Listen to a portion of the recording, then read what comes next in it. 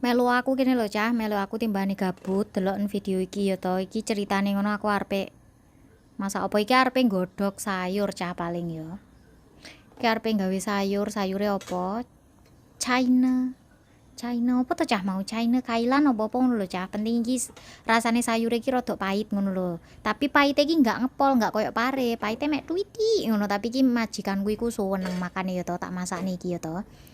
Nah, iku mau mari digodhog dikapakne ya diresiki ngono iku lho cah, ben resik iku tak alupi neh, dialupi iku dikapakne ya digirah ngono iku lho cah.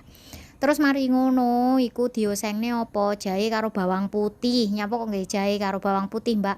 Ora eruh lho cah, aku iki lek marai ngono kuwi ya wis terus tak terokne ngono kuwi ae.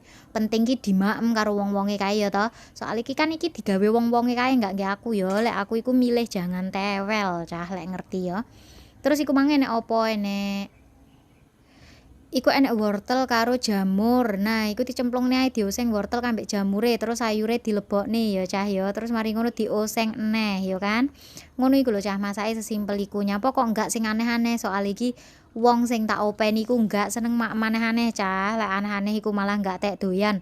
Jarang yo an maem santen ya cah. Terus mari ngono iku ungkepen ben rada empuk tapi aja suwi-suwi ya cah ya. Engko rupane malih elek ya kan. Nah, lek wis kirane gagange iku wis empuk, gagang iku apa buatange iku lho cah, lek wis empuk terus mari ngono dadine ngene iki lho cah. Nah, ayu to berwarna-warni ya to koyo pelangi sing enek ning langit kae cah. Wis ngono ae timbangane aku iki engko kekeselen ngomong ya kan.